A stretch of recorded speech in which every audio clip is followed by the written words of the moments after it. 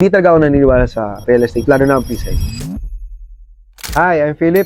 I'm a property owner here at Kamaya Coast.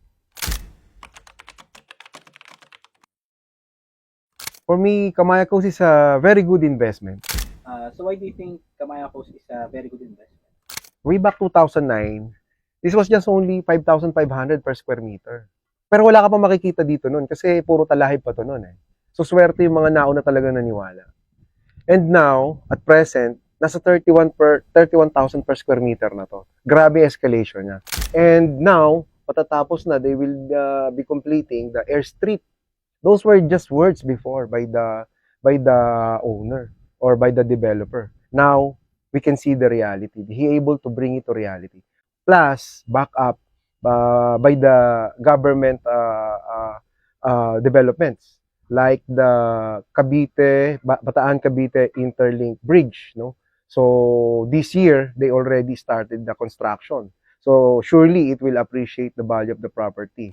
So this is really a good retirement place and a very good investment for those people who's seeing themselves, no, to be in a very good relaxing and environment, no, when you retire from that corporate world or wherever you are. So that's it.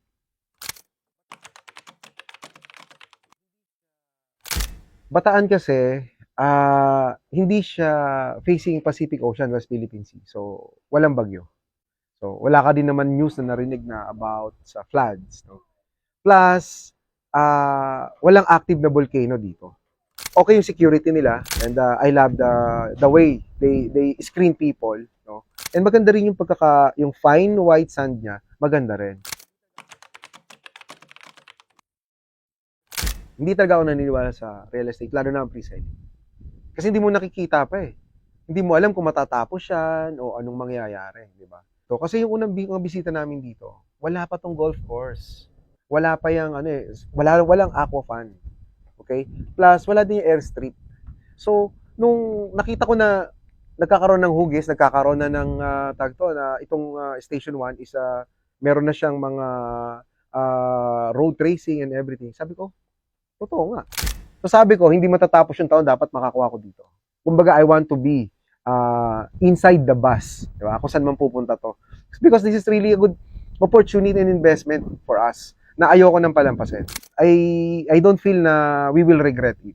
Kasi ang bilis ng mga developments. Yung value ng property, alam ko na sure na mag-escalate because of the developments from the government.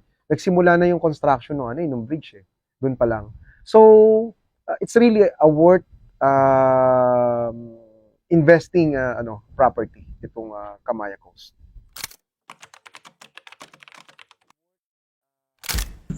It's a quick getaway. It's more fun and aqua fun. Coast is an investment.